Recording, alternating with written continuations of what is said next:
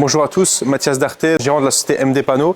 Et donc ici on se retrouve en Normandie donc pour la réalisation d'une chambre froide. Donc elle a une spécificité, donc c'est qu'elle est vraiment de taille XXL. Elle fait 8,50 m de haut par 8,50 m de large sur 24 mètres de long. Donc c'est vraiment une très grande chambre froide. En fait elle va servir tout simplement au stockage de pommes de terre. Il y a quelques petites spécificités que je vais expliquer au fur et à mesure de cette vidéo qui rendent les choses encore plus complexes pour cette chambre froide.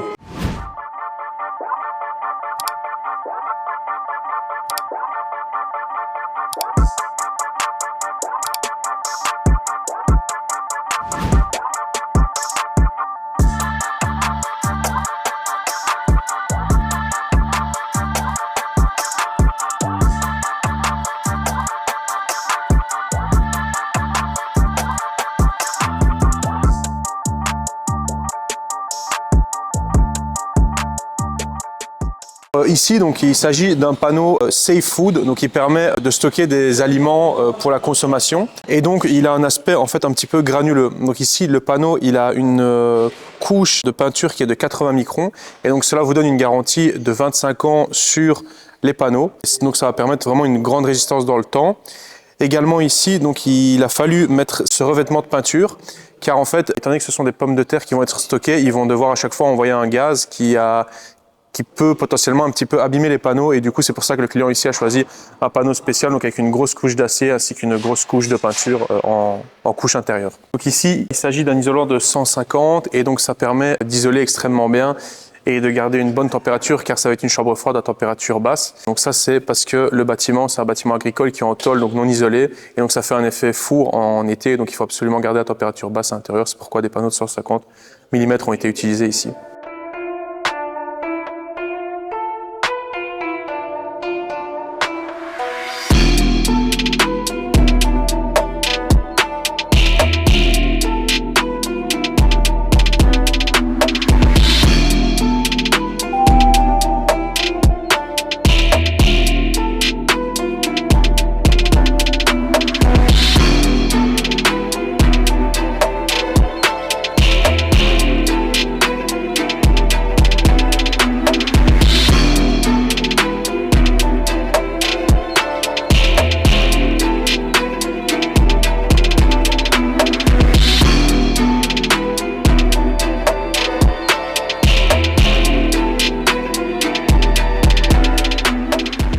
Donc ici, comme je vous l'ai dit, il s'agit d'une chambre froide de taille XXL et donc elle fait 24 mètres de long sur 8,50 m de large et 8,50 m de hauteur. Donc ici, on a fait une armature en bois tout autour afin d'y fixer les panneaux dessus. Donc ça donne une résistance supplémentaire parce qu'ici, il va y avoir pas mal de chariots élévateurs, etc. qui vont se balader dans la chambre froide et donc il ne faudrait vraiment pas qu'un rentre dans un panneau et que la chambre froide tombe par terre.